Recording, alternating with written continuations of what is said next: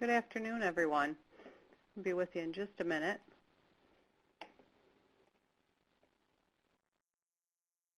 Audio recording for this meeting has begun. Well, welcome, everyone. It's so great to see so many people on the call today with such a nice, beautiful day here in, at least in our area of New York. My name is Molly Marin. I am the webinar coordinator for the New York State RtI Technical Assistance Center. A few reminders before we get started today. A link to a recorded version of today's webinar will be posted to our webpage. You can also find the PowerPoint on our webpage. That's at nysrti.org. And if you go under Professional Developments and then under Webinars, you'll find the PowerPoint, and then later tonight the link to the recording. At the end of today's presentation, I will post a link to a very brief evaluation. If you could take a few minutes to complete that, we do very much appreciate that feedback. That link will also come to all those participants via email later on tonight. So either grabbing it from the webinar or through the email, if you could please respond, we appreciate that.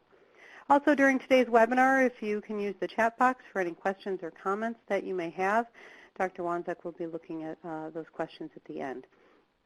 Today is the third and last webinar in our Differentiating Core Instruction within an RtI Framework strand. Today's focus is the How of Differentiation, Part 2. We're very excited to have back with us Dr. Jeannie Wanzek. Dr. Wanzek is an associate professor at Florida State University and on the research faculty at the Florida Center for Reading Research. She is a former special educator and elementary teacher. Dr. Wanzek conducts research examining effective reading instruction and intervention. She has worked with elementary and middle schools across the country to improve core classroom instruction and intervention implementation in the response to intervention model. In addition, she has consulted with schools and districts on the implementation of effective reading instruction. And it's my pleasure to welcome back one last time with us today, Dr. Jeannie Wanzek. Great. Thank you so much, and thank you all for joining us for our final webinar on differentiating reading instruction in the elementary core. Today we're going to discuss ways to differentiate reading instruction through delivery of instruction considerations. I'm going to get my mouse ready here to switch the slides. There we go. Before we start, let's do a quick review of the key points of our previous webinars so that I can make some connections with today's additional information and provide context for today's focus, and for those that are new to the webinar today as well, if we have any of those. First, our focus in differentiated instruction is to maximize student learning through the use of ongoing assessment to plan and to tailor instruction to address student needs, thus allowing them to better access and learn from the grade level core reading instruction. And as we've discussed, there are three main categories for differentiating instruction in the elementary core classroom. We have organizational considerations, which we discussed in our first webinar. We have content considerations that we discussed last week. And we have delivery of instruction considerations that we will talk about today. Delivery of instruction considerations are probably the least used in current practice for differentiating instruction, yet they have some of the best research for being able to assist students in accelerating their learning and their achievement. If you were with us for our first webinar, you remember that differentiating instruction through organizational considerations includes determining the appropriate grouping for instruction, small groups, partners, etc., and considering the time for instruction. In general, smaller targeted groups and more time in targeted instruction will increase the intensity of the instruction and thus accelerate learning. So the more needs a student has, the smaller the group and the more time you want to spend with that student or with that group of students. Last week, we added content considerations to the planning of differentiated instruction. And here we are considering student needs in the essential reading components, identifying needs that the core is not currently adequately addressing for the students, as we can see from lack of sufficient progress for some or many students, and then addressing the most high impact areas in differentiated instruction to allow the student to accelerate learning and better access the core. We also discussed the need to ensure sufficient review and practice with applying the new knowledge so that students not only accelerate their learning, but then are able to maintain the new knowledge without dropping back behind again. And as part of that, if you were with us last week, you may remember that high-impact instruction includes the components, skills, and strategies that make the highest contribution to learning to read. So high-impact skills are those that have the largest impact on a student's reading ability. And there are two ways that we consider high-impact instruction within core reading instruction. One is to have knowledge of these areas as a teacher in order to know where to place more emphasis in terms of allocating time within the core instruction across the year or across units of time. All grade level standards must be covered in the core, but some will require more emphasis, and those are the high impact areas where we want to give that emphasis. And second, for our students who are struggling with reading, high-impact instruction is the focus of our differentiated instruction for them, where we can focus on accelerating their learning. And to accelerate student learning, we need to identify the instruction that has the highest impact on building reading achievement so that students can make the gains needed to access all of the core. Thus, high-impact areas should receive more emphasis in the core and should also be the focus of targeted instruction within our differentiating. And we considered last week high-impact areas within each of the essential reading components.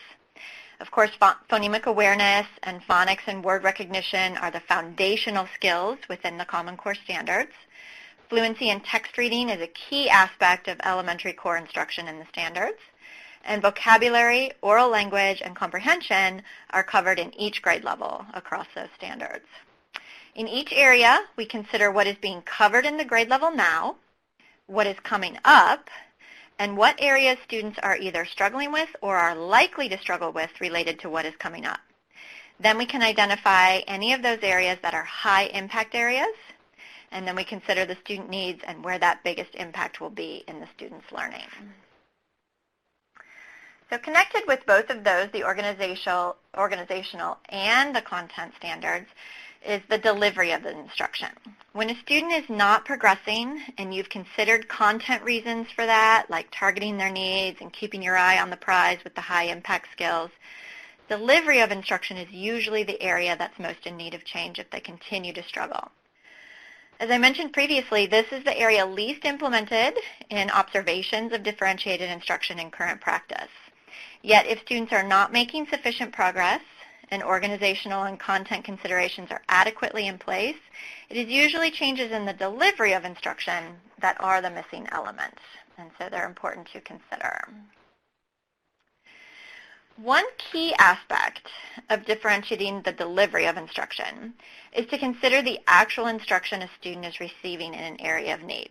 This may sound obvious, but sometimes a student is struggling because they are mainly receiving only practice or assessment in that area and haven't actually received sufficient instruction. For example, in the area of reading comprehension monitoring, that's a high-impact area, being able to monitor your comprehension as you're going through text. However, the most common practices in the classroom for teaching monitoring comprehension are to ask students questions. This is a valuable practice, but on its own, it sets up a situation where the student hasn't been taught how to monitor their comprehension. In other words, how to ask or answer the questions, but merely has been provided a lot of practice in trying to answer the questions. Or perhaps we might even call it assessment because the teacher's checking the understanding of the student by asking these questions. To accelerate the student's learning, however, we probably need to teach or instruct them in how to ask or answer these questions. So what really is instruction then, as I talk about this today? If you look up the definition of instruction, you'll find something similar to this slide.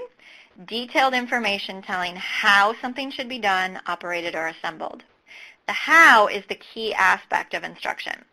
As teachers, when a student is struggling, we need to consider whether our instruction actually provided them with detailed information in how to do it, or whether we just ask them to practice that new thing without telling them how to do it cognitively. Instruction is needed whenever a student is learning new knowledge, and that tends to occur more easily with more concrete skills such as our phonics or word recognition, and is more difficult with more abstract concepts like the comprehension. So some of the lessons I'm going to share today, I'll purposely share some comprehension ones so you can see what I'm talking about there. Characteristics of effective instruction include the following. There's modeling or providing demonstrations in how to do the task, and so you see that how again. There are clear, concise explanations in how to accomplish the new task, including what to think about to determine or find the needed information. You can find the part of the lesson where it's clear that the teacher is going through a process of imparting new knowledge to the students. That can be interactive and it can be constructed together. It doesn't have to be completely on the teacher, but there needs to be that modeling and concise explanations that are a part of it. There's clear support of students' initial attempts at doing the task, and these are aligned closely with the modeling and demonstrations that were provided. Complex tasks or practices are broken into manageable steps, and there's instruction provided in each new step to help students reach mastery. Instruction is either teacher-led, so that modeling can occur, or teacher-facilitated, so that guidance and support can be provided to students. This can occur through planning and material facilitation, as well as verbal facilitation. Students who struggle will need more explicit models and support either through the materials and planning or through the instruction from the teacher. There is frequent student engagement to ensure that students are able to follow the model's explanations and begin to take on the new knowledge. These models, explanations, and supports should be for the process of imparting the new knowledge and shouldn't be confused with basic directions for completing a worksheet or an activity. Teaching students how to monitor comprehension could include teaching them how to find or infer answers to the questions they will be asked to answer about the reading. This would be instruction in how to monitor comprehension, whereas modeling how to fill out the answers to a worksheet without teaching them the process for how to get those answers would simply be the directions. Directions are important too, of course, but are not a replacement for instruction in how to master the new knowledge. And of course, with all good instruction, we have practice. And practice is needed after instruction. We're all familiar with practice. The characteristics of practice allow students to transfer the instruction in to start become their own and to do the task and help them reach mastery. When I'm talking about practice versus instruction, the characteristics of practice include tasks or activities for students to apply the new knowledge. They're generally student-led or constructed, at least in the responses. Many student responses are a part of the activity to ensure ample practice with the new knowledge. And there's an opportunity for teacher feedback on the responses and varied ways of practicing and applying the new skills so that the practice is not always the same. Sometimes teachers use practice without instruction first, and students struggle to efficiently and effectively gain the new knowledge. So this is one area to consider in differentiated instruction if a student is not making adequate progress.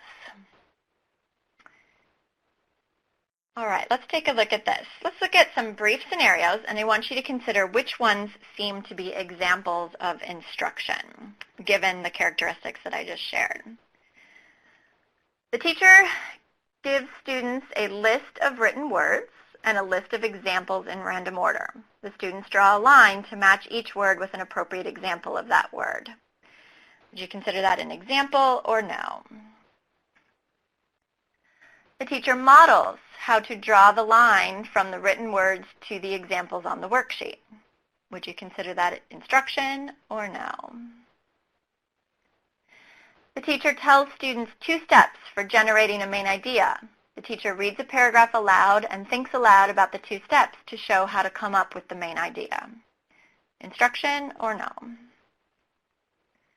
The teacher shows examples and non-examples of a word meaning while describing the key characteristics of why each is either an example or a non-example of the word's meaning. Example of instruction or no? Students get into partners and read a list of sight words, trying to make only 0 or 1 mistake. Again, instruction or no? The third bullet, where the teacher tells the students the 2 steps for generating a main idea, reads a paragraph aloud, and thinks aloud about the 2 steps to show how to come up with the main idea, is an example of instruction because the teacher is not only modeling, but explaining how to do the cognitive task of identifying the main idea. And the fourth bullet, the teacher shows examples and non-examples of a word meaning while describing the key characteristics of why each is the example or non-example, is also an example of instruction, because the teacher is explaining a new word meaning and modeling the thought process for why each is an example or not. So both of those have the cognitive aspect to the instruction. Those are the two examples of instruction on the list. Each of the other bullets is either practice, like bullets 1 and 5, or basic directions, like bullet 2, where the teacher models how to complete the worksheet, but students aren't being taught the cognitive task related to reading that is on the worksheet. So that's an overarching area that we need to pay attention to in our differentiating. But once we have both instruction and practice adequately in place, there are 4 key areas to consider in differentiating delivery of instruction. In research, the biggest difference between students in the treatment and in the comparison is the skilled use of these delivery components. Content, of course, being important, organizational aspects can help accelerate learning, but some of the biggest impacts can come from differentiating these delivery aspects. First, we have explicit instruction. This is the process of overtly teaching each step to complete a task or thought process through teacher modeling and the use of many examples. Second, we have systematic instruction, and this is tied very closely to the explicit instruction and is the process of breaking tasks down into manageable steps that progress from simple to more complex and allow students to gradually gain the needed knowledge and master it efficiently through their success. The question is, what is manageable? And that can be different for different students. And it's the reason why these elements are important to consider in differentiated instruction. They're very dynamic, all of them. What's good for one student might need to be adjusted for a different student. A good rule of thumb in systematic instruction is if explicit and systematic actually. If the instruction is explicit and systematic enough to meet student needs, they will be able to be about 80% correct on their initial attempts at practice with a particular step or question. So whatever those initial questions are that you're asking them or the first task you're asking them to do, if they're about or around, it's just a rule of thumb, 80% correct, the instruction was probably explicit and systematic enough, and they can reach mastery through the additional guidance and the additional practice. If students are much lower than that, though, then they're frustrated and they're having too many incorrect practice attempts, which can prove confusing and actually slow down their learning time. So explicit and systematic very much go together in that way. The third one we have is ample practice.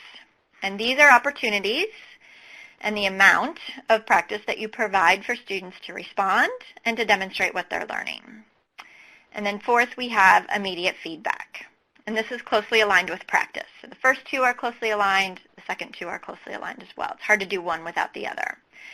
During initial instruction and practice, it's important not only that there are ample practice opportunities, but that these opportunities are designed in ways that allow immediate feedback. Independent practice that incorporates the student completing many practice opportunities without feedback until much later or even until the next day, for example, a worksheet that they get back the next day, those should be saved until students have nearly reached mastery. To accelerate learning or help students learn a new concept efficiently, we want to avoid situations where they may practice it incorrectly several times before being corrected. In addition, we want students to receive the feedback when they still remember what they did or what they were thinking, which is unlikely if feedback is received days later on a task that they are just starting to learn. As I mentioned, these are all dynamic areas. What is explicit and systematic enough for one group of students may not be explicit and systematic enough for another group of students. This is why they are key areas to use in differentiated instruction. You can continually make something more explicit to meet student needs or provide more practice with feedback. So let's take a look at what we know about each of these. Research has associated interventions incorporating explicit instruction with improved outcomes for students with learning difficulties, and this is for both basic skills and for higher level concepts. Explicit instruction is warranted during initial instruction of new content or new knowledge, and when you're teaching students to generalize known content but to new situations. And as we have discussed, the key to explicit instruction is showing students how to do it and to make any thinking needed overt for students so that they can begin to learn what to think about to complete the task. Explicit instruction is very deliberate in the new practice or knowledge and has a range of examples or applications modeled for the students. And so sometimes in differentiated instruction, we can consider the instruction that was perhaps done with the whole group, which might have been at a certain level of explicitness that was appropriate for the class. And then in a more small targeted group, we can make that lesson more explicit for students who are struggling to learn that aspect. And we can plan ahead related to that too. As you know your students, you certainly know areas where they are likely to struggle with the whole class lesson. Let's take a look at what we know about systematic instruction. Research has associated interventions that systematically organize instruction with improved outcomes for students with learning difficulties. So for example, based on 38 studies, systematic phonics instruction that progressed from smaller to larger units and sequenced from easier to more difficult was more effective in increasing word reading than less systematic instruction. And across content areas, instruction with the highest outcomes for students provided explicit and systematic instruction together. So both the modeling and overt teaching with it broken down into manageable steps. Steps towards complex reading practices should be built gradually and include a high level of student engagement and interaction, of course, to ensure students are adequately grasping and understanding the concepts and tasks. If you were with us last week when we looked at the video, you could see there were some references to what the teacher was doing with the targeted small groups that aligned with what they had previously had in their whole class instruction. And all that was being done there was taking that whole class instruction and breaking that down into more explicit and systematic instruction for the students who were struggling. So effective instruction for new content or knowledge should be delivered in a systematic, highly explicit, and highly interactive way. And in differentiated instruction, we can adjust the explicitness, the systematicness, as well as the interaction to help accelerate learning. We're going to look at a brief example right now. I'm going to show you a fuller lesson in a few minutes that incorporates everything, but let's just look at one with only explicit and systematic changes to it. So we will examine this lesson, which is a silent E or VCE lesson. Here you see the initial lesson. This may be a grade level lesson for first grade, or it may be a lesson that an upper elementary teacher is providing for students who have not mastered this concept yet. In this initial lesson, it asks for telling students that words with an E at the end have the long vowel sound. That in a previous lessons, they've learned about long vowels. The teacher models with the word make. This word, make, it's written on the board, has an E at the end, so it has the long sound E. The word is make. And then directs the students, let's read some more words with E at the end. Remember to say the long vowel sound. And there's a further list of words that have the silent E written for the students to read. Now for some students, that may be explicit and systematic enough for them to understand the silent E and to be able to use that with guidance in their text reading as well. But we can modify this lesson as needed to make it more explicit and more systematic for students who need that.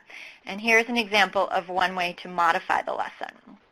So here we know that some of the prerequisite skills are that students can say the name of vowel letters and the sound of the vowel letters. Prerequisite also would be number 1, or we'd have to go through that teaching letters that are vowels. In this one, it's made more explicit by teaching a rule that the students can remember. An E at the end of a word tells us to say the first vowel's name. And that was in the initial lesson, but was not quite as explicit in terms of learning that rule. So students learn that first. Then they practice just the first step of that, which is to teach students to recognize words with E at the end. So we look at the list on the board, which has both words with and without silent E, and they only do the first step. They look at the first word, does it have an E at the end, yes or no. Then they follow that with identifying the correct vowel sound in words with and without E. So now that you've decided it does not have an E at the end, What is the sound of the vowel going to be? And then finally, what is the full word? Moving on to the next word, does this one have an E at the end? Yes, it has an E at the end. Okay, what will the vowel sound be? A, what does the full word make? Okay, so this one is more explicit in how it goes through the steps and teaching the students those steps in a way that they can more easily remember them as they're learning this task. So that's one example. We could take this lesson and make it more explicit as well. Any one of those steps could be made more explicit or more systematic within that. Okay, so let's take a look at what we know about opportunities to practice as well as feedback. Students with learning difficulties need frequent opportunities to respond and practice with teacher feedback throughout the lessons to accelerate learning. These practices can also increase engagement during instruction and improve student outcomes. We've seen that frequent student response can assist the teacher in monitoring student understanding, and teacher feedback during student practice can be a powerful tool for refining and mastering new skills. In fact, in the research, it is one of the most powerful tools for improving student outcomes. Feedback prompts students to continue successful attempts during practice or to remedy errors before they become entrenched. Past and recent syntheses of the research, with hundreds of studies of student achievement, report that feedback is one of the top influences on student outcomes. Feedback is most effective when it relates to student goals and provides information on how to complete the tasks more effectively, with a focus on what they need to do, not on what was done incorrectly. Researchers have noted lower effects for feedback that involves only praise, rewards, or punishment. This type of feedback is known as process-directed feedback. Feedback is more effective when it's given during or immediately after a task is completed. Providing feedback immediately for discrete tasks, for example, like spelling a word, and after a short delay for more complex tasks, things like writing a paragraph, in order to allow students to think through the process first. However, delaying feedback beyond the instructional session is less valuable for students when they're first learning new skills. So for example, providing feedback right after a student answers a question or completes a task is more likely to yield future correct responses for that student with learning difficulties than waiting until after the lesson. When there's a significant delay between the student's response and your feedback, the student may not be able to associate the feedback with the response or the thought process. And he or she may have already practiced the task incorrectly several times. So use timely feedback to prevent inaccurate practice, increase the rate of student mastery, and ensure successful, efficient learning. And I know one of the things that we always think about as teachers is time. And what we're talking about with these delivery of instruction areas is being able to help students get tasks more efficiently, not slowing down the learning. In fact, you actually can go faster with your instruction when students are being successful. So if you can get it into a manageable step and be explicit enough in how to do it, you will actually gain time with your students, even your students with reading difficulties. So let's look at a brief example of modifying a core reading practice activity for ample practice opportunities. In the initial lesson, only 2 students would get to practice here. So after reading the story, have 2 students retell the story. This is just the practice part, not the instruction part. And then you write that aspect and compare and contrast their retells. But for all the other students, you'd be relying on their metacognition to listen to the 2 students and the teacher's feedback and to compare that answer to what they had in their head. And this is very unlikely with either young students or even with older students who are struggling. Usually if they're not called on to respond, they tune out. So in the modified lesson, all students have to go through the thought process and practice of the retell. Here we have, after reading the story, have students get with partners. Each partner retells the story to their partner. So they all have to go through the process. They can also receive feedback from the partner, if those are strategically placed, or from the teacher, who's able to walk around and target specific partners or students. In addition, many more students share aloud in this one. You invite several partners to share one part of the story, and then write each idea in order on the chart paper. And because the students were asked to practice on their own first, they are more likely to know their own answer in comparison to the answers that are being shared, which can help with the feedback as well. All right. Before we look at a full lesson with all of those areas, I want to share one additional area, which is the relationship of cognitive processing and reading. Supporting cognitive processing during core reading instruction is also a way to differentiate instruction. Some students have difficulties with executive functioning, self-regulation, an array of cognitive processes that can affect and influence their memory, their attention, and the generation, selection, monitoring, and implementation of learning strategies.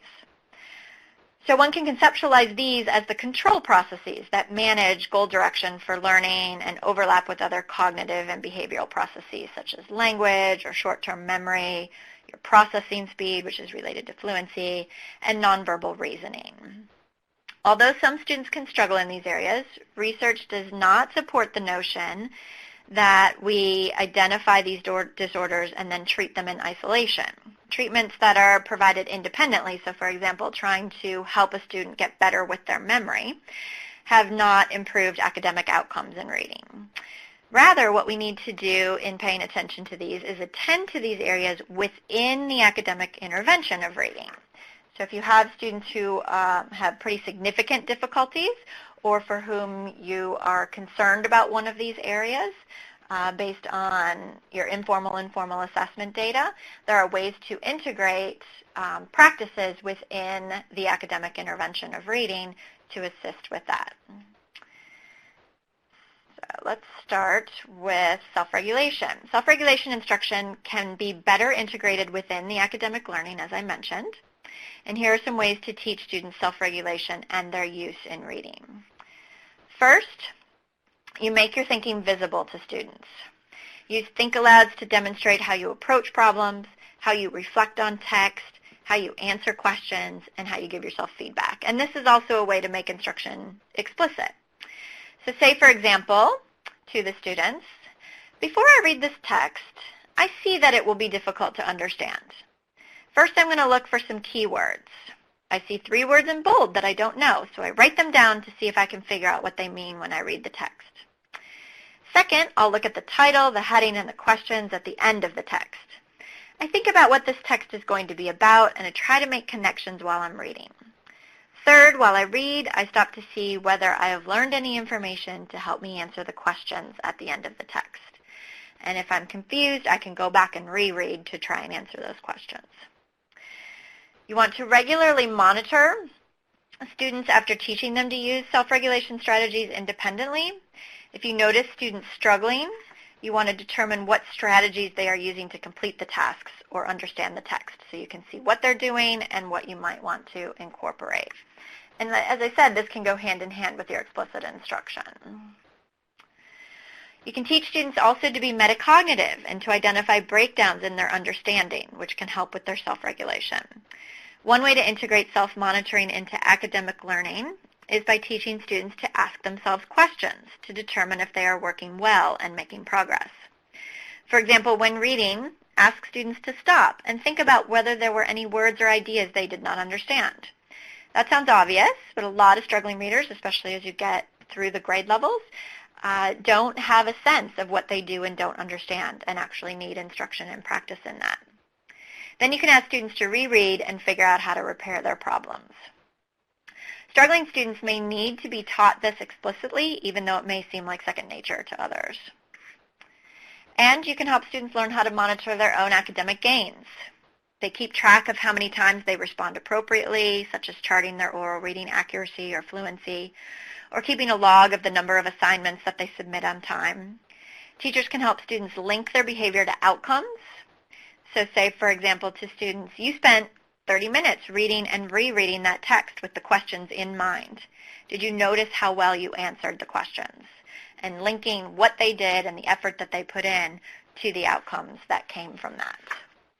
And of course, just like with any skill, the idea there is to have students start to take that on and have some of those thoughts themselves as they're going through. Setting goals and monitoring progress towards goals can also help to motivate students during their learning. So it can help them with their self-regulation as well as their motivation. Students need to see how the work that they're doing relates to their needs, be aware of progress, and for students who are struggling, that's progress in small steps. So how can you create situations where they can see that they are progressing even if they haven't reached the ultimate goal yet? If they can see that they are changing and growing, they are more likely to be able to continue self-regulating and putting that effort in, as well as being motivated. Okay, so that's a lot of different areas that we can consider in the delivery of instruction to differentiate for our students, and a lot of details about that information. So let's take a look at a couple of lessons that are modified to incorporate these delivery considerations. Remember that we will consider ensuring instruction occurs for new knowledge before the practice, providing explicit and systematic instruction, incorporating ample practice opportunities with immediate feedback, and then considering integration of self-regulation strategies. All right, so this is an initial 4th grade lesson for teaching students to monitor their comprehension through generating questions. So in this initial lesson that is part of, say, the materials for this particular teacher, you tell the students that asking questions about the passage during and after reading will help them check their understanding of what they read, so a rationale and a purpose for what they're about to do. Tell students that they will read the passage and generate questions after each section. Have students read the first section of the passage and then ask them to write a question that can be answered by reading that passage, and then you would go over that with them by having them share their questions and letting others in the instructional group provide the answers. And the lesson continues with doing that with several sections, and they do larger and larger chunks on their own as they get better at that. So now we're going to consider some ways to modify this lesson for students who are either struggling, so they are having difficulty with learning how to generate questions, and you've already seen that perhaps, or for students who you know are going to struggle even as you see the initial lesson, and you want to plan ahead for that. I'm going to give you a minute to identify areas you think could be modified to differentiate the lesson for a student who is struggling. So I'm just going to show the initial lesson again and take a few seconds to identify some steps or some areas where you think it could be modified, either through explicit and systematic instruction, practice opportunities, feedback, or maybe even self-regulation integration.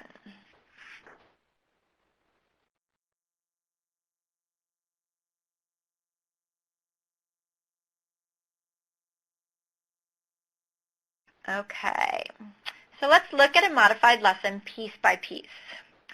The modified lesson, this aspect of it, you see it starts off similarly. It provides the rationale. We're going to tell students that asking questions about a passage during and after their reading will help them check their understanding.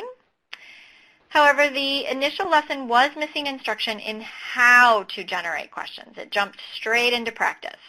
So one place to modify is to add instruction with an eye for explicit and systematic instruction. So let's look at what that model would look like. First, adding the model, the teacher creates a question that can be answered by using information found right there. That's in quotes because they're teaching the students one type of question. A right there question is essentially a literal question. The students ask it, and the answer can be found in one place right there in the passage. The teacher identifies information from the text and turns it into a question. For example, the teacher might say, "There's a lot of information about Cam finding the gold ring. I think that might be important. I'll make a right there question. The text tells right there where the gold ring was found, so I'll make a question about that to be sure I can remember." Making a question is difficult for me. I have to remember that I'm starting with the answer or the important information, and then I have to consider what question would have that answer. I can do this. My question is, where did Cam find the gold ring? I used one of our question words, where, to begin my question. So there we have a support or a scaffold. And now I need to check the text to be sure I made a right there question. So first, in that first aspect, you see that the teacher has added a model to make the steps for generating a question explicit for students. In addition, it's been broken into manageable steps. Instead of all types of questions, there's one type of question is introduced right now, right there questions, which is the easiest, to allow students to practice and to understand how to generate that. So they get explicit steps for generating different types of questions in future lessons. Right now we're going to start with right there. This is a way that the lesson is made more systematic by breaking it into smaller steps. And then in that second area, you see a think aloud, which provides explicit instruction for students regarding what they should think about when completing the task. And a lot of comprehension activities and tasks do require the how happens in the head. And so think alouds are a good way to help with making that overt for students and helping them see how to do this, what to think about. In that third area, you see some basic integration of self-regulation, self-talk, reminding students to use this self-regulation technique when they work through the task. It's okay that something is difficult. How do you keep moving forward? And then in the fourth area, students are engaged in the model and instruction. Here, students have to identify the answer in the text to make explicit the key feature of a right there question. And here you see that here. The teacher then continues with the model and engaging students. So having students continue to find the answer, that part is review for them. They've answered questions before, they just haven't generated, so that's a good way to get them involved even during the model. Pointing out the key information, which is that it can be answered by using only information from the text, which is helping them take on the new knowledge as well. There's several models that are provided because this is a complex task. So it helps students understand how to complete the new task, may need more than one model. Some groups of students may be fine with just one and may be ready to take that on and ready to move to more complex questions. Others may require making it more explicit through additional models. And then we see students moving into initial practice. So have students work in partner groups to select one section of text and generate one right there question. So it's very aligned with the model. It's very much like the initial lesson in terms of they get to develop these questions, but we added the explicit model, we broke it into manageable steps with one type of question, and there's some support provided in their initial practice as well. And then have partners share their question with the group and allow other students in the group to answer the question. That keeps everybody engaged. Have students determine whether the question is truly a right there question, going back to helping them master what that is and stating why to make sure they understand. Immediate feedback can be provided here during these initial practice attempts to explicitly emphasize the key features of completing the task. And there were places in the initial lesson where that immediate feedback could also be done. The key was to break it down into smaller steps and to add the instruction in how to do it. Some groups of students may not need it this explicit or this systematic. It's very dynamic, as I said, and this is just one example of doing that.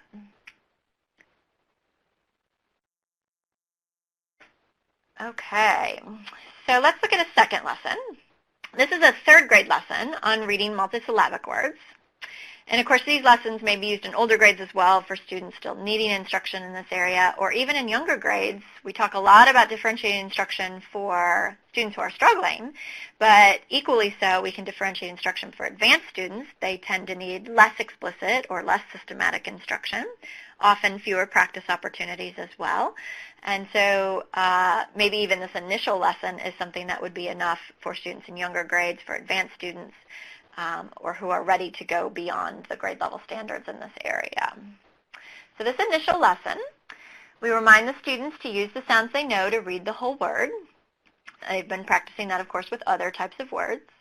There are several words written on the board, and the affixes are reviewed, the ones that the students know, by having them read the words and identify the base words and the affixes.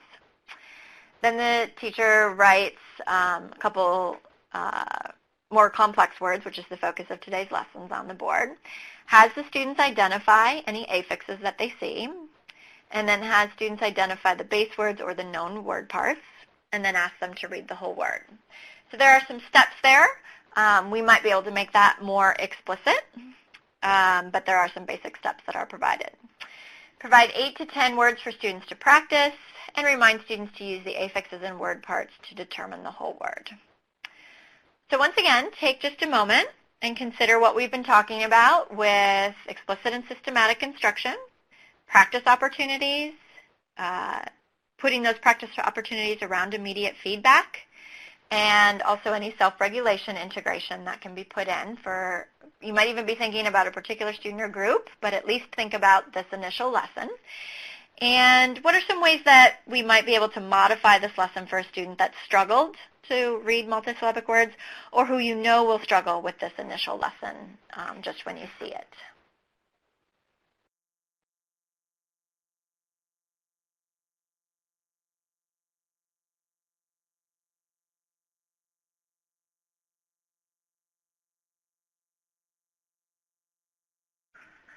Okay, so let's take a look at a modified lesson. The initial lesson had instruction and support for students to read the words, but this modified lesson is going to make those steps more explicit for students. Here you see a step-by-step process for reading multisyllabic words provided to the students. And this was really in the initial lesson as well. This actually has the review of the prerequisite skills, and here is the step-by-step process. But it wasn't quite as explicit. So here, we're going to actually talk to the students about the steps. You're going to find the vowels in the word. You're going to look for syllables or word parts that you know. You're going to pronounce each syllable or word part based on a syllable type, which is something they've learned previously, and sentence that you know. And you're going to combine those syllables or word parts to form the word. So breaking the process into steps can make the process more manageable for students. It can also help their memory if that's an issue, and provides a scaffold for completing the task and being able to get to mastery more efficiently. Then once that's introduced, we can provide explicit instruction with modeling. That was also something that was very basic in the initial lesson, but was generally missing. So notice that the teacher includes the step-by-step process in this model to reinforce how to think about the process. So when you see a long word, these are the steps you follow to read it. Look at this word, and pointing to the word napkin that was written on the board. So the first step was, first I found the vowels in the word, and the reason for that is that every syllable has a vowel. I'm going to underline each vowel, so there we go, making it more overt than just telling the students to do it. Since two vowels are separated by consonants, there will probably be two syllables. Second, I'm going to look for syllables or word parts I know. There's the word nap at the beginning, so I'm going to underline it. I see a closed syllable at the end of the word. I'll underline that too. Next, and this is the third step that they had been introduced to, I say each syllable based on its syllable type and using the sounds I know. So the first syllable is nap because it's a closed syllable and has a short vowel sound. Because the second syllable is a closed syllable, it has a short vowel also, so it's kin. And last, I combine the syllables to form the word. Napkin is napkin. Point to each syllable as it's said and slide your finger under the word as it's said. Now that is very explicit, very systematic, broken into those 4 steps and done in a very explicit way. That's probably for students who need the most explicit instruction. In some of these areas, you can probably already see places where you may be able to do that with less explicitness and still get the 4 steps taken care of. The other thing that happens as we provide the explicit instruction is the teacher slowly turns the task over to the students by providing scaffolding during initial practice to assist the students in remembering the step-by-step process for reading multisyllabic words. So as we look at this, consider the support that the teacher is providing versus the aspects that the students have to complete or respond themselves. So the teacher says, let's read the next word, and points to the other word, which is department. Again, going through the steps. First, find the vowels. There are 3 vowels to underline. And next, look for the syllables or word parts you know. Underline each word part as you think aloud. It has d at the beginning. That's a prefix we learned. I see a word I know, part, in the middle. It looks like there's a closed syllable at the end. Next, say each syllable, asking the students then to say the syllables as I point to each one, and goes through each aspect of that. Last, our last step is combine the syllables to form the word. The students say each syllable that they've just said, and then they combine it into a word. So there you see more modeling of the first couple of steps to get the parts, but slowly transferring the third and the fourth step over to the students. And obviously, doing that with the students would provide areas or the opportunity for immediate feedback. Then you see the teacher slowly fading that scaffolding to allow students to take on more of the process independently. So they're given a syllable scores worksheet with a variety of words and a few single-syllable words as well, so they don't forget those. And then one student picks a grid coordinate from the bag, teacher writes the word from that square on the board, and students use the word strategy to underline the word's vowels, which is, of course, step one, and the syllables on their worksheet. Tells the teacher the vowels and syllables on the board, so there's scaffolding there so that students can fix any issues that they have, and then the students say the syllables in the whole word. As they are doing that, because this is one of the more explicit ways to modify this lesson for students who have particularly significant difficulties with this, they're assessing whether they've completed each step, and they write a check mark next to each step as they complete it. So you see this self-monitoring, which is being incorporated to assist students in evaluating their task completion during their initial practice attempts. This gives them control over the process and helps to ingrain the process for them as they will practice to get more automatic and fluent. So that's one of those self-regulation strategies. Okay, so those are two lesson examples. Now, here's an example of a teacher making general plans for considering ways to integrate cognitive processes, including self-regulation, for each of her small targeted groups in differentiated instruction. So this is just the overall general plan before the lesson. How can I support students' cognitive processes within each group? I have a group that's working largely on comprehension. Explicitly teach the students to self-monitor while they read. Identify when text does not make sense to them. As I said, that's a common problem for many students, even students without significant difficulties. Identify words that they don't know that might prevent comprehension of the sentence or passage. Also incorporate graphic organizers for students to complete and refer to while they read, recording predictions, questions about the text, generating story maps, recording information that will help them with their main idea. So those, again, these are the cognitive processes, so these are some self-monitoring and memory strategies that the teacher is planning to incorporate, generally speaking, as the lessons come up. Group 2 is focusing on both word study and text reading. As Sandra and Elisa work on increasing their accuracy with word and text reading, I will help them set goals and chart their progress. So that might be a group that perhaps is having difficulty seeing their progress in terms of its increments, or maybe even a motivational issue. So that might be one way to integrate, again, some of those cognitive processes. And a student who's working in all areas, I'll use a combination of the self-monitoring and goal-setting strategies from the previous two groups. And we didn't talk about this particular area just due to time, but of course students can self-monitor their behavior as well. Okay, let's look at one other case example of general planning, but this time we're looking at how can you intensify and differentiate instructional delivery.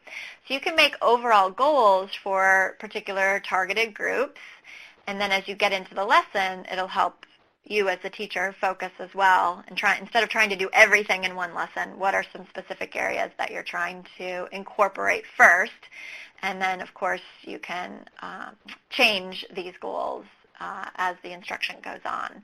So this is the overarching, intensifying and differentiating the delivery within Group 1. This teacher wants to provide explicit instruction on strategies for monitoring comprehension by modeling use of them with think-alouds to demonstrate each step, and to provide group practice with teacher support and specific feedback on tasks that students do well as those that need improvement.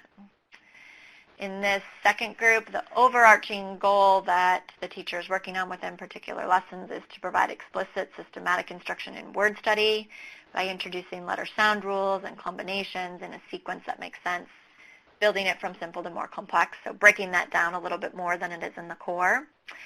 Also provide many practice opportunities for applying that, so they get additional practice beyond what they get in the whole group lessons.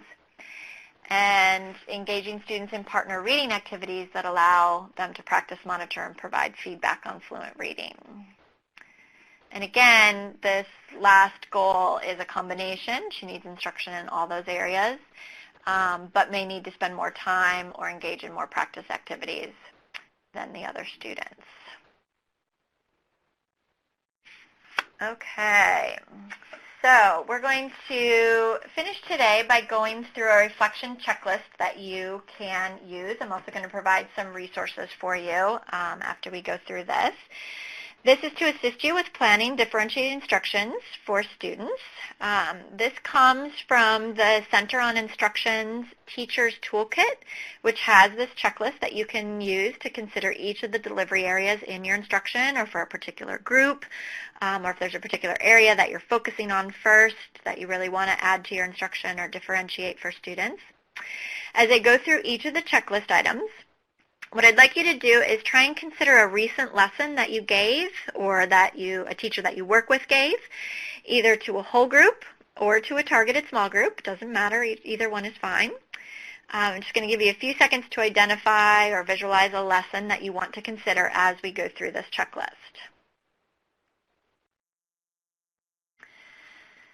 So first, the reflection checklist is related to the cognitive processing elements that we discussed. So consider your recent lesson that you've identified. How did I explicitly teach students to use self-regulation strategies? So for instance, did you introduce a strategy and its use? Did you model a strategy through a think aloud? Did you help students memorize the steps in the strategy? Did you support students as they practiced the strategy? Did you provide time for independent practice? And you can identify areas where you might want to focus or emphasize. Another aspect of considering cognitive processing, how did I support students as they used self-regulation strategies? And this might be an area where you're saying, I didn't do anything with self-regulation. That might be an area that you might want to consider in your instruction. Monitor students' use of the strategies. That's an example of something you can do during the lesson. Did you determine what strategies students use and provide feedback as necessary, or suggest additional strategies that you can see that they're not using? Continuing with cognitive processing, how did I provide process-directed feedback? Oop, my slide didn't go forward, I'm sorry. For instance, feedback that's specific to the task or process, feedback that helped the students link their behavior to outcomes. One or both of those is an area that you've already done or is an area that you might want to continue.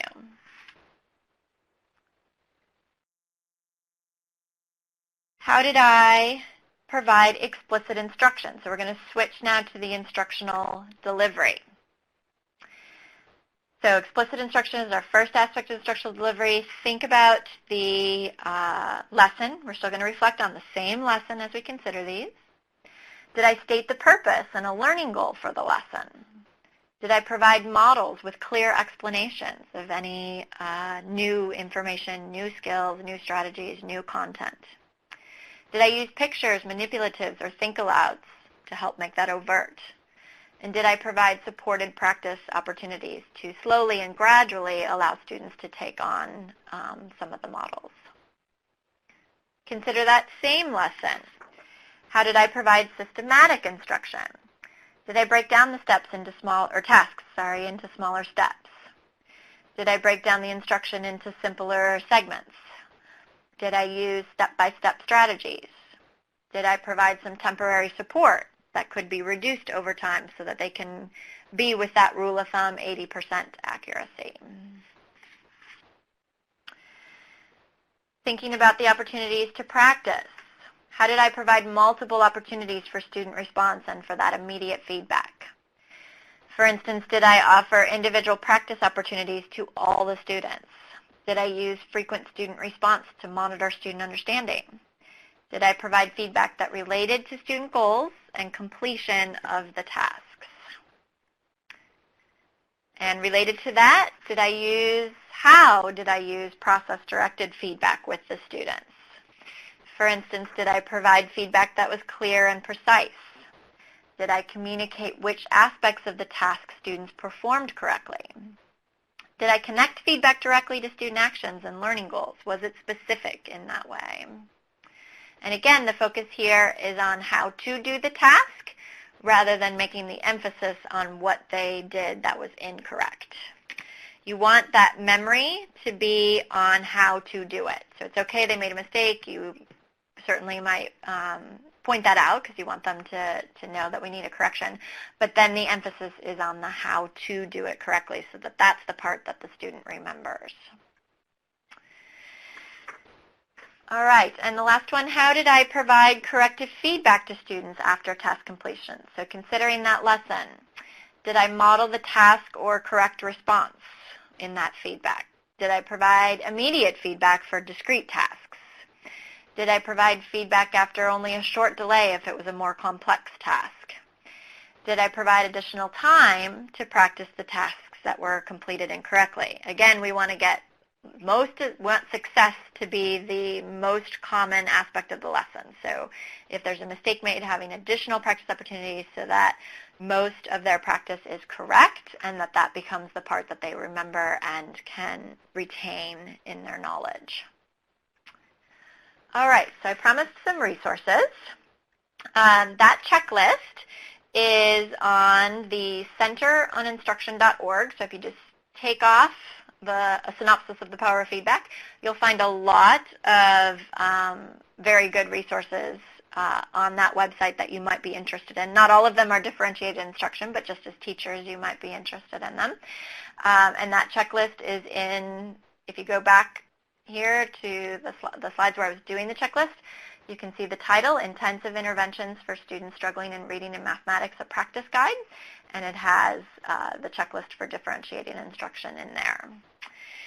In addition, the Center on Instruction website is a valuable resource, as I've mentioned, with many practice guides and research briefs.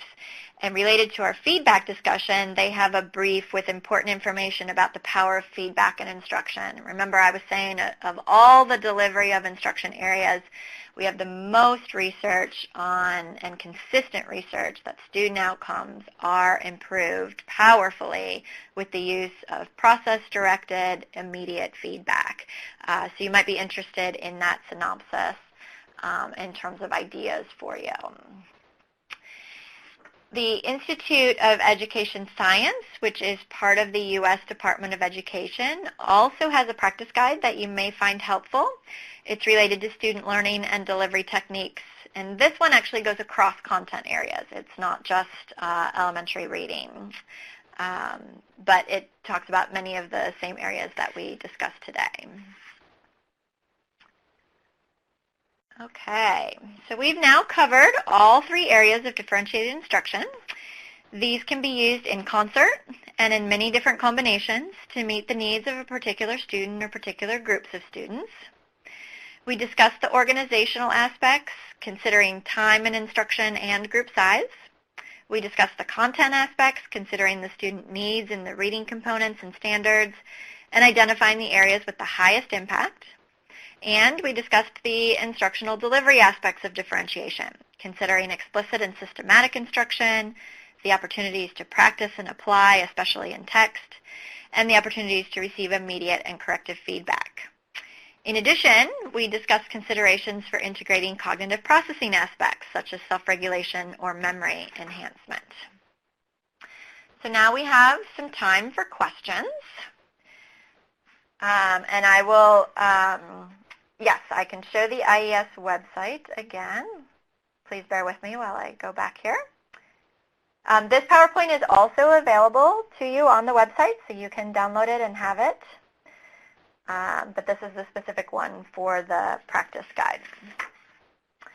A question related to what are some practices that help students strengthen their memory in reading? Students are familiar with many memory enhancement techniques, particularly older upper elementary students taking notes, rehearsing what they need to remember out loud, like spelling an irregular word, or developing a mnemonic device to remember information, using graphic organizers or other text organizers to remember what they read or learn. But struggling students do need to be taught these strategies explicitly, and those are all research-based strategies that I just mentioned. So for example, showing students how to identify and quickly record important concepts in their notes, or how to label parts of a story web with key ideas need to be part of the instruction. But doing that rehearsal, having mnemonic devices, and using graphic organizers are some of the ways that we know can help strengthen memory within reading. And remember that we're trying to strengthen it within the academic intervention, not as an isolated task. Another question related to independent work, because I talked a lot about the explicit and systematic modeling and the supported practice and slowly bringing that to students, as well as the immediate feedback during that supported practice. Independent practice is also an essential part of instruction. It's just important that it not become a substitute for explicit and systematic instruction and supported practice. So incorporate independent work after students begin to demonstrate mastery of the new skills or content. Provide an opportunity for students to demonstrate their ability to complete the task without your guidance, but when they are ready for that, not as their first practice opportunity. And again, this is to help accelerate learning. For some students, they may be able to jump right to that initial practice with independent work. But if students are struggling or you know they're going to struggle, you want to wait until they've nearly mastered it. Usually when a teacher provides effective instruction and introduces independent work at the appropriate time, student success in the independent activities is very high. But when you ask a student to complete a task for which he or she has not yet mastered the requisite skills, you actually slow down their learning through incorrect practice, and then time becomes more of an issue for you as you're trying to accelerate these students' learning. And they didn't have immediate feedback on that, and so it slows down their learning in that way as well. So be careful with independent practice. It's really important. Definitely don't get rid of it. They can't always depend on us to be able to do these tasks, but we have to let that go slowly. All right. Somebody asked about breaking down the writing process.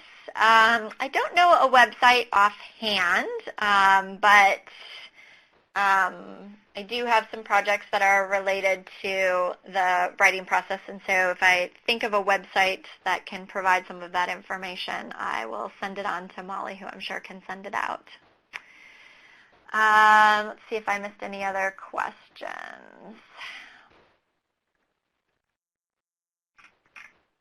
If I did not answer your question, please feel free to retype it, and I would be happy to address it. Syllable squares. So let me go back to that slide. That is not a particular, well, actually, I take that back. I was about to say that's not a particular program or something that's available. It was just in the lesson. My apologies for going through like this. I believe it's right here. It's pretty self-explanatory from this lesson, so if you have the PowerPoint, you can certainly do that. But you can see the reference at the bottom there, Effective Upper Elementary Interventions for Students with Reading Difficulties. You see how that's by the Meadows Center for Preventing Educational Risk. The meadowscenter.org is the website. And all of their materials are available free. And I think I mentioned last week, I referred to this resource last week. It is a free set of lessons for intervention, specifically for 4th and 5th grade. Though certainly there are basic skills in there too, because there are students in 4th and 5th grade who struggle at that level. And so if you're in an earlier grade level, you may find some things as well. But I referred to the fcrr.org website last week for the K3. And meadowscenter.org has that exact resource book that is listed at the bottom of that slide, and that's where you will find the syllable squares worksheet. Okay. All right. I think we are finished then. I don't see any other questions. Oh, Dr. Wanzek, one question for you. One of the participants, it's Molly again, one of the participants wanted to know if you had a Twitter handle. I think they were interested in following you. Oh, I apologize. I have not gone on Twitter yet. Oh. FCRR does have a Twitter handle, however, the Florida Center for Reading Research, which is where I work. And, of course, somebody's going to want to know what that is. I think it is the FCRR, but as we're finishing up here, I think I can look it up and see. Okay, and I'm going to post the survey evaluation too, so we'll do that while you're looking that up.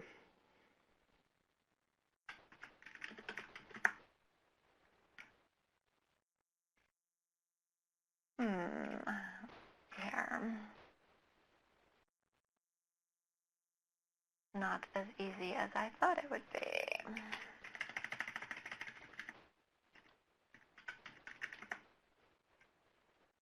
Yes, it is. It is the FCRR, so twitter.com, the FCRR. Okay, so there's the answer for the Twitter. And I just posted the link to the survey. If you could take a few minutes to complete that, we appreciate that. And Dr. Wanzek, we thank you for being with us for all 3 webinars. We've very much enjoyed it. Thank you so much.